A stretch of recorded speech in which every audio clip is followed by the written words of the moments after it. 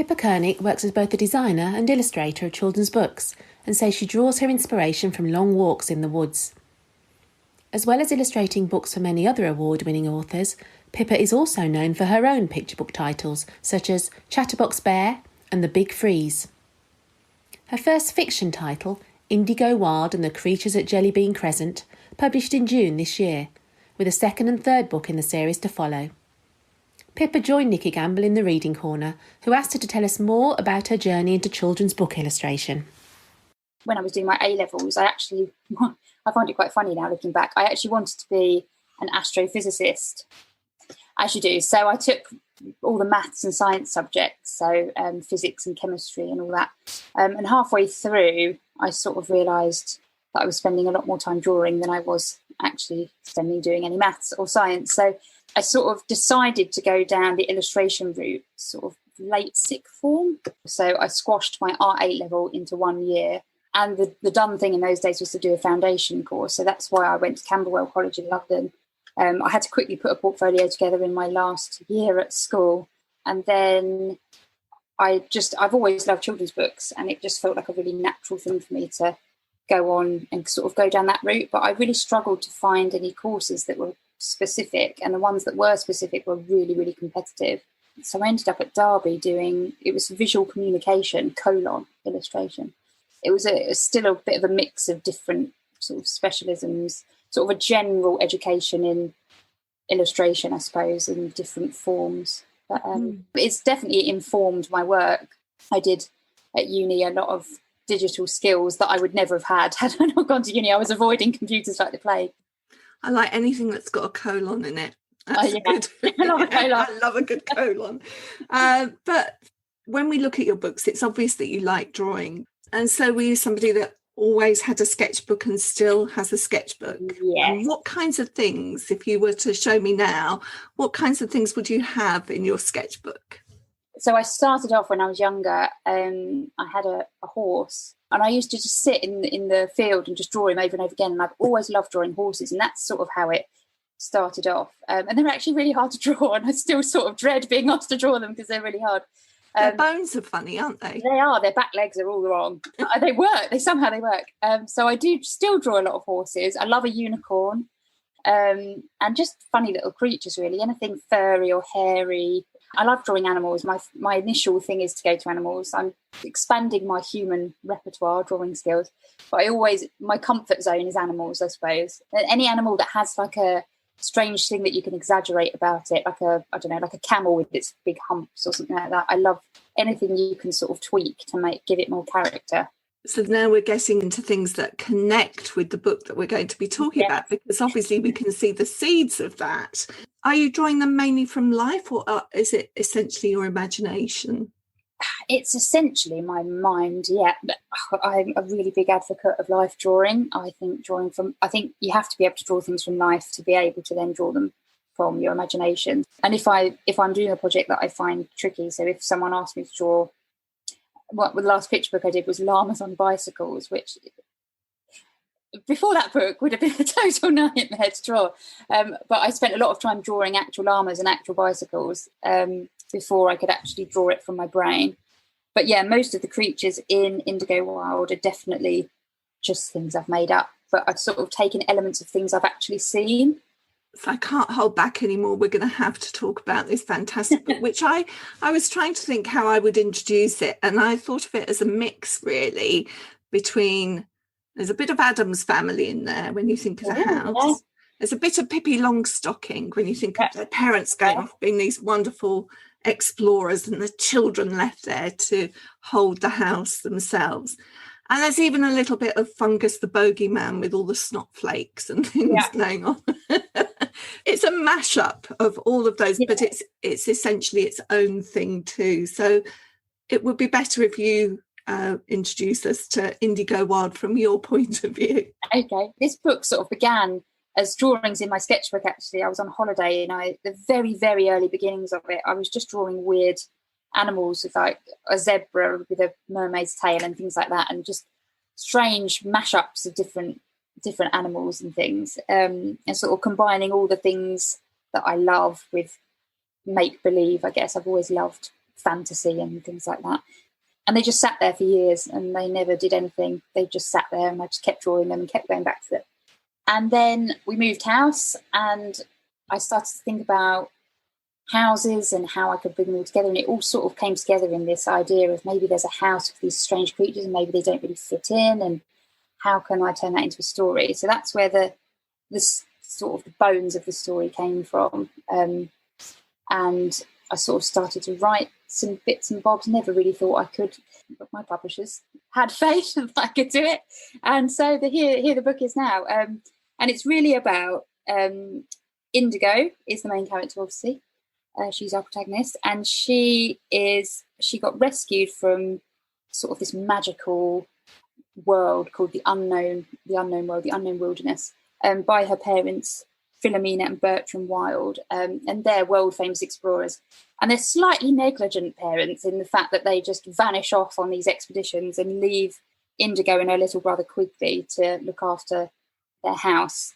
And all the animals and creatures that happen to also live in their house. So there's tons and tons and tons of fascinating, magical, slightly dangerous creatures that they live with, that Indigo's parents send back from these expeditions.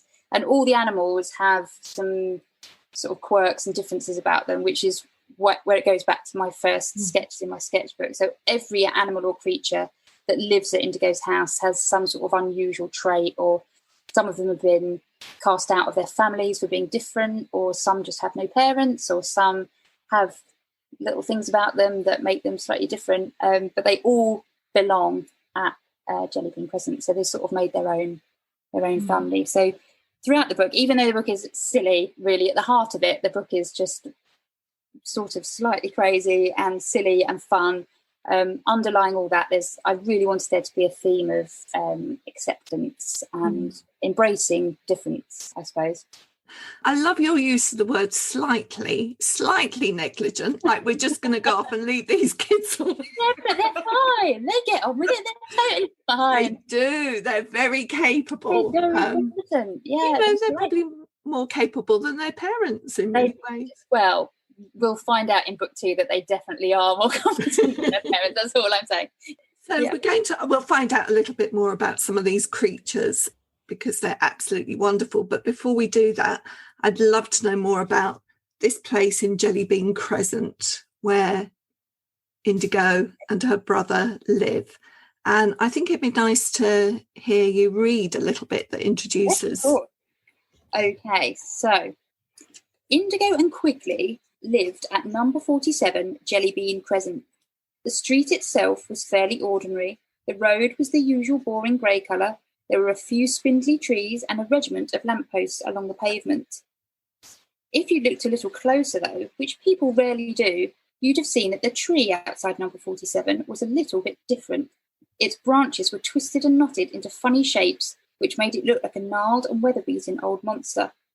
If you'd look closer still, you'd have noticed that the stretch of boring grey road outside number 47 sparkled as if tiny diamonds had been mixed into the tarmac. And if you'd squeezed your eyes really, really tight, squinted very, very hard and wiggled your eyebrows up and down, you'd have seen that the lamplight outside number 47 glowed with the faintest hint of green. Number 47 was ginormous. Indigo wasn't even sure she'd been in all of the rooms yet, and she'd lived there for years. Indigo loved the house so much it made her chest ache. She loved that, although every other house on the street was small and boxy and a beige colour of stale bread crusts, number 47 was a mad riot of pink and green and blue and orange that made your eyes water. She loved that her house had circular windows, star-shaped windows, and windows with multicoloured panes. She especially liked the huge stained glass window on the 8th floor with a picture of a unicorn on it. She loved the turrets, the overgrown garden filled with pixies, the library where the herd of snortlefunts lived, and the greenhouse bursting with man-eating plants. The house had 16 chimneys that stuck out of the many roofs in all directions, and Indigo loved each and every one. Some were shaped like corkscrews. There was one that puffed out rainbow-coloured smoke, and Indigo's favourite were the pink chimneys on the 3rd floor that sang jingle bells every time a fire was lit below. On the 6th floor, a flock of glittery flamingos, similar to flamingos but much more fabulous, had made sparkling nests. Perched high up on the very tippity-top roof was a rusty old weather vane shaped like a pig eating a sandwich, which spun this way and that, even when there was no wind to speak of.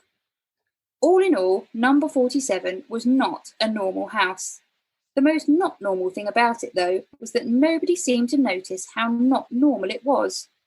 The people who lived on Jellybean Crescent didn't look at Indigo's house and think, my, what a funny house, or ask, why is there a pig eating a sandwich on that roof? No, they mostly just ignored it, shutting themselves inside their boxy beige houses without giving a second thought to this extraordinary house on their impossibly ordinary street. The spectacular house stood, ignored by the rest of the inhabitants of Jellybean Crescent, until one Saturday in June, when things started to go a little bit wrong. Fabulous. And I think just listening to you read, it becomes very evident that this is a great book to read aloud and will be a great book to read aloud in the classroom. It also gives a real sense of wish fulfillment, that idea that you can find the magical in the ordinary if only you bother to look closely enough. Absolutely. And that's where the book started, actually, because we just moved house and the house was all weird and new, and I just had a baby like a week before, and I stood at our bedroom window, and there's a lamppost, which is in the book, straight out the front, and it was really stormy and everything was blowing around except a cobweb on the lamppost and a spider, and they weren't moving. And it was really weird, like green, stormy light, and it just sparked the whole thing. Yeah. Now, as people were listening to you read that, what they won't have been able to see are the two fabulous illustrations that are inserted into that bit of text. And the one that I'm looking at shows that ordinary street. And then in the middle, we've got this, as you've described it, we've got an observatory, we've got turrets, we've got towers, we've got chimneys. This looks like somebody that loves not only animals, but architecture as well. I love a building. Yeah, I think for me, when all kids, I think, dream of having sort of a magic house, don't they? Or magic hideaway, or a magic tree house, or a magic something or other.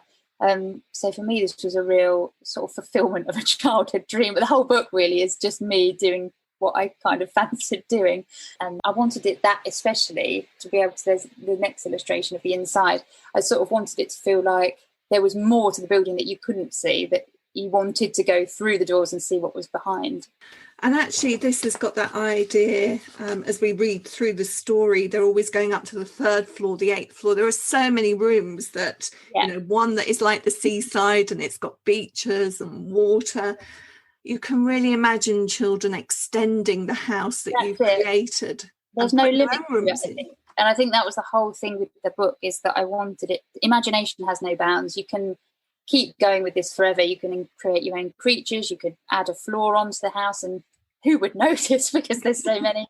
Also, it's very helpful having so many floors and rooms, because no one can really work out whether it's right or wrong. So you can just sort of make it up. And then the other illustration that I wanted to draw attention to is the cutaway that comes in the middle of the bit that you read to us. I love a good cutaway. Tell us about some of the things that are going on in this. I love this illustration. It is the most time-consuming one in the whole book, I think. This took me forever, this picture. I really pored over it and had to get inspiration from my children. I was like, I've run out of ideas. What can I put in the rooms? And they came up with some great things. Just find it so I can have a look. But we've got to have a ghost in the attic, haven't you? So we've got a nice ghost up the top there. And I think it's every child's dream to have a slide somewhere inside their house, isn't it? So I had to put a slide going from one floor to another. And then some of it's actual characters. So I wanted to include some of the actual characters you meet in the book in some of the rooms. So you could almost read forward and then go back and see if you could spot the people and the creatures that you'd met. So I thought that was quite important. But I really just wanted it to be, so you could trace your finger over it and go up the stairs and then see which one the next stairs you could go up. And because I know I would have loved to do that as a kid. I wanted to ask you about your colour palette, because it's something that's quite recognisable in your work. In your picture books, that particular tone of blue, for example, is one that I recognise from your work. Tell us a little bit about the colours that you reach for when you start to illustrate. So I'm going through a bit of a blue phase at the moment, actually. My agent's like, Pippa, stop drawing blue. It's difficult to put my finger on. I think all illustrators are drawn to a certain sort of aesthetic. And for this book, it was originally, we were like, should we do it in black and white?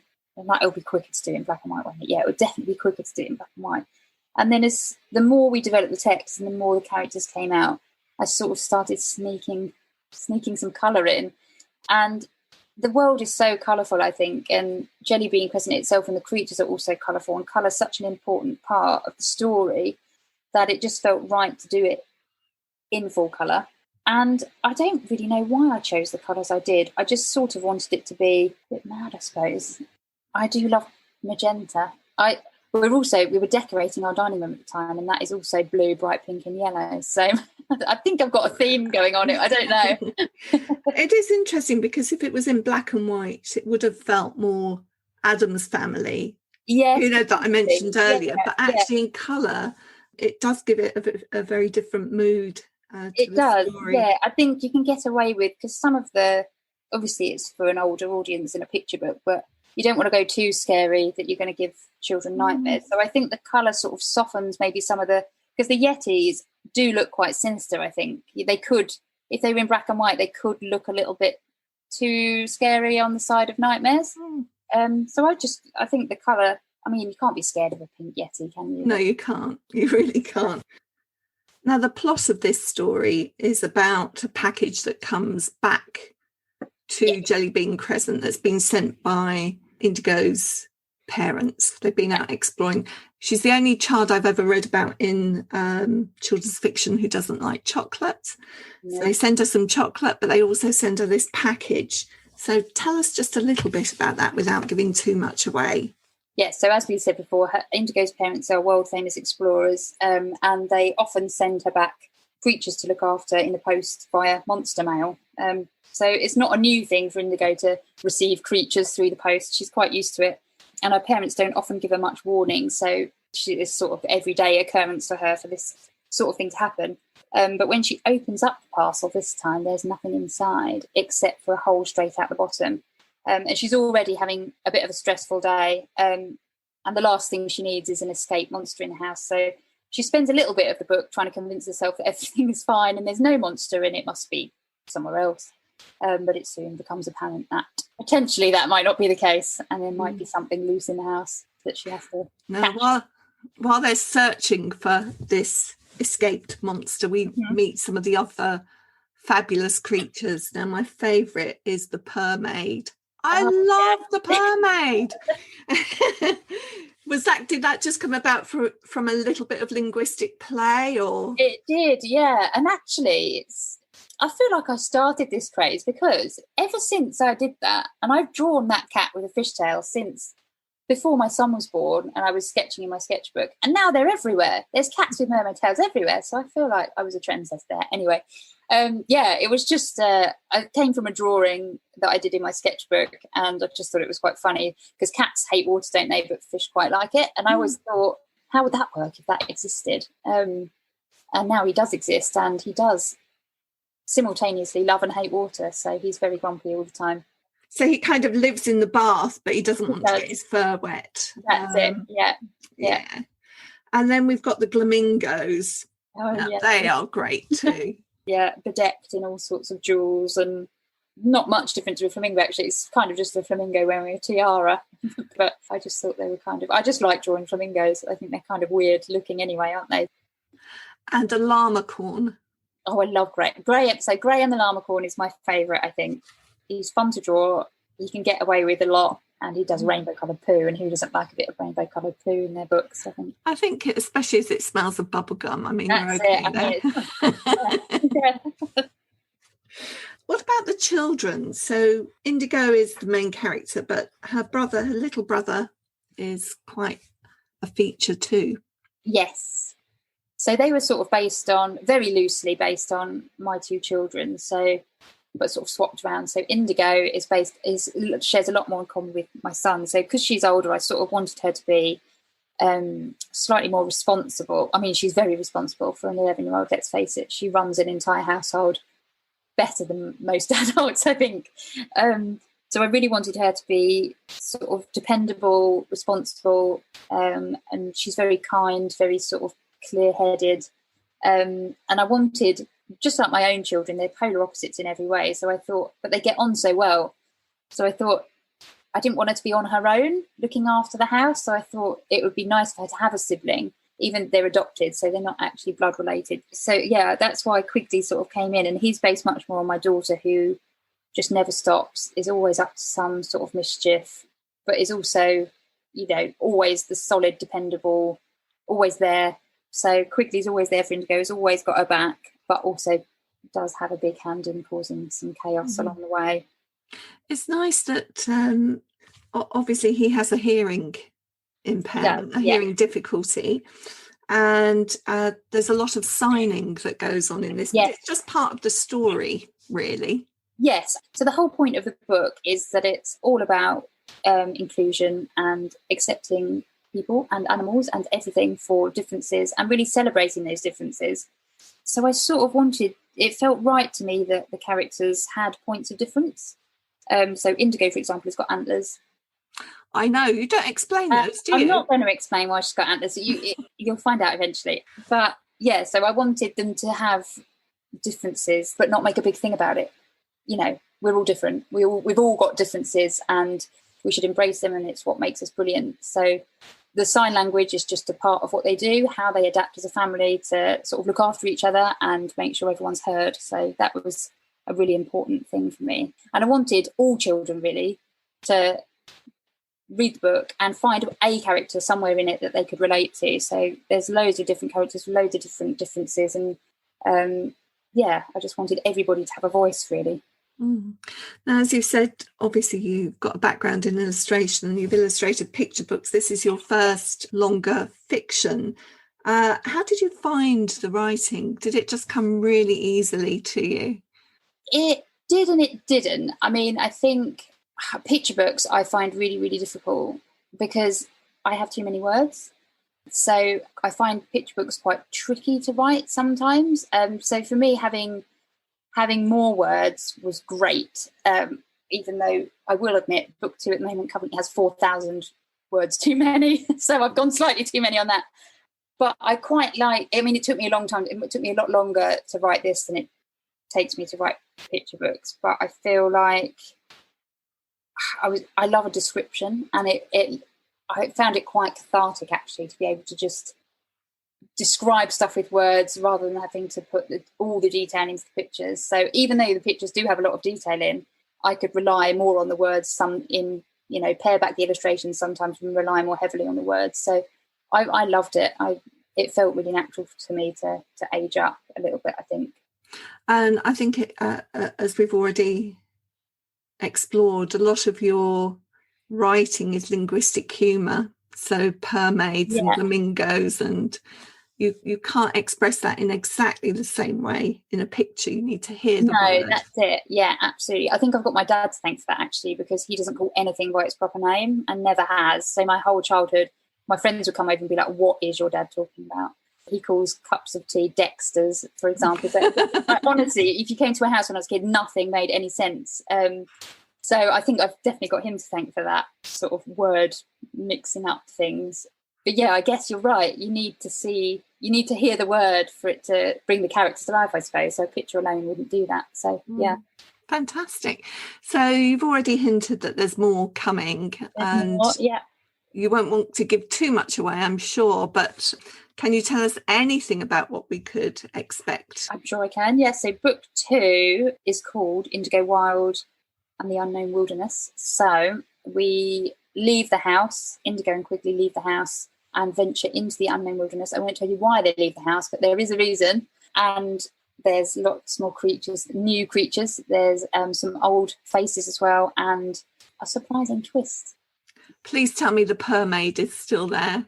He's not a main character, but he'll be back, I'm sure. Excellent. He'll be back at some point, yeah. It's been such a pleasure talking to you today, Pippa. Thank you for introducing us to the world of Indigo Wilde. I look forward to seeing what children make of it too. Yeah, I just really hope people enjoy reading it as much as I enjoyed creating it. So, brilliant. Yeah, thank you for having me. In the Reading Corner is presented by Nikki Gamble and produced by Alison Hughes. If you have enjoyed this podcast, please do leave a review for us. To find out about other projects, including an audience with events and the Exploring Children's Literature Summer School, visit www.exploringchildrensliterature.uk. Join us again soon in the Reading Corner on your favourite podcast platform.